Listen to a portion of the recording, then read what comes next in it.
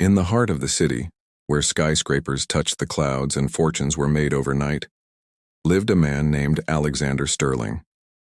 A self-made billionaire, his name was synonymous with ruthless success. His heart, however, was a fortress, walled off since a devastating betrayal years ago. His one true love had vanished, leaving him with nothing but a shattered heart and an unyielding drive for success. He believed love was a luxury he couldn't afford, and family was a wound that never healed. One rain-swept evening, while his limousine navigated the slick city streets, Alexander saw something that pierced through his armor of indifference. Huddled in a damp alleyway, two young girls, soaked to the bone, were trying to sell wilted flowers. They couldn't have been more than 7 years old. Their faces, though smudged with dirt, held an identical, haunting innocence. They were twins. Something about their determined, hopeful eyes stirred a long, dormant feeling within him. He instructed his driver to stop. He approached them, his expensive suit a stark contrast to their tattered clothes. "Why are you two out here so late?" he asked, his voice softer than it had been in years. The girls, whose names were Lily and Rose, flinched. The bolder of the two, Lily, spoke up. "We have to sell these flowers. Our stepmother, she said we can't come home until we sell them all." Alexander's jaw tightened. He bought their entire basket, handing them a sum of money that made their eyes widen in disbelief. As he was about to leave, Rose, the quieter twin, whispered, "Thank you, sir. You have a kind face." Her words, so simple and pure, resonated deep within his soul. He found he couldn't just leave them there. The next day, Alexander sent his trusted assistant, Thomas, to learn more about the girls. What Thomas uncovered was a story of neglect and hardship. The twins lived with a cruel stepmother named Martha, who saw them as nothing more than a burden and a source of income. Driven by a protective instinct he didn't know he possessed, Alexander made a bold and unconventional decision. He couldn't bear the thought of them suffering another day. He would offer their stepmother a deal she couldn't refuse. He went to their derelict apartment building, the smell of damp and decay hanging heavy in the air. Martha, a woman with eyes as cold as her heart, was suspicious. Alexander made his offer plain and simple, a life-changing amount of money in exchange for the guardianship of the twins. He would give them a home, an education, a future. Martha's eyes lit up with greed. Without a moment's hesitation, she agreed, signing away the girls as if they were mere property. She callously revealed that they weren't her own anyway. Their mother had abandoned them as babies, she claimed, leaving them on her doorstep.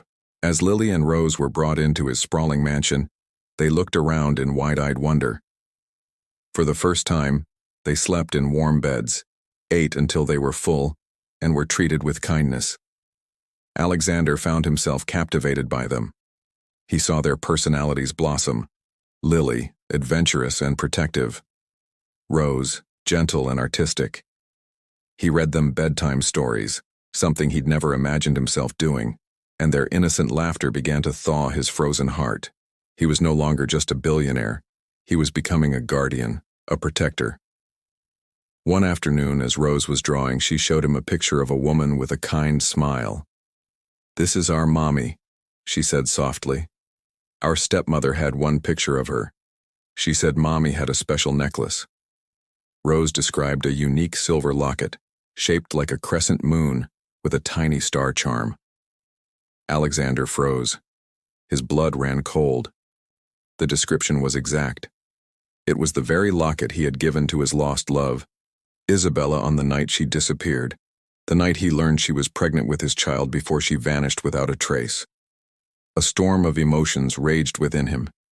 Disbelief, hope, and a dawning, earth-shattering realization. Could it be possible? He had spent years and a fortune searching for Isabella, but every lead went cold.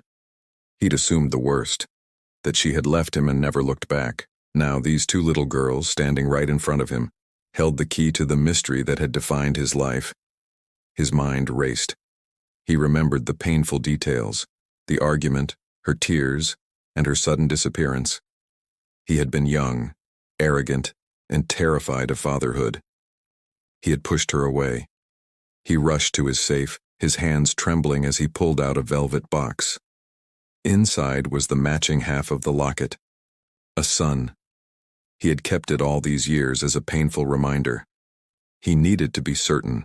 He gently asked the girls if they had anything from their mother. Lily reached into a small, worn pouch she always carried and pulled out a tarnished silver necklace. It was a crescent moon with a tiny star, a perfect match. The truth hit him with the force of a tidal wave. These weren't just two homeless children he had saved. They were his daughters, the children he thought he'd never have. Overwhelmed, Alexander sank to his knees, tears streaming down his face for the first time in decades. He pulled Lily and Rose into his arms, holding them tight as if he could make up for all the lost years in a single embrace. "I'm your father," he choked out, the words feeling both foreign and profoundly right. The girls, sensing the monumental shift, hugged him back. They didn't fully understand, but they felt the love, the raw, powerful emotion pouring from this man who had saved them. They felt like they were finally home. The pieces of the puzzle began to fall into place. He confronted Martha again, this time with the truth on his side. Terrified, she confessed everything. She was Isabella's jealous stepsister. Consumed by envy, she had intercepted Isabella's letters to Alexander after she fled, convincing Isabella that he wanted nothing to do with her or their children. After Isabella died from an illness a few years after giving birth, Martha took the twins in, not out of love, but out of spite, hiding their existence from the one man who would have moved heaven and earth for them. The revelation was a double-edged sword for Alexander, heartbreak for the years stolen from him and Isabella, but overwhelming gratitude for the miracle of finding his daughters. He wasn't just a billionaire who had bought two children. He was a father who had been reunited with his lost family by an act of fate. The mansion, once a cold symbol of his lonely success, was now filled with the warmth of laughter and love. He saw Isabella's spirit in his daughters. Lily had her fire, and Rose had her gentle heart. Alexander Sterling's life was no longer measured in stocks and profits, but in bedtime stories, scraped knees, and father-daughter dances in the grand ballroom. He learned that true wealth wasn't locked away in a vault. It was in the unconditional love of family. His act of kindness, born from a flicker of compassion on a rainy night, had not only saved two innocent lives, but had also redeemed his own, rewriting his story from one of loss to one of profound, immeasurable love. The king had found his princesses, and in doing so, he finally found his own happily ever after. Thank you so much for watching. This story is a beautiful reminder that sometimes the greatest treasures are found when we open our hearts to others. If you were touched by this story, please hit that like button, subscribe to our channel, and ring the notification bell so you don't miss our next video. We'll see you soon.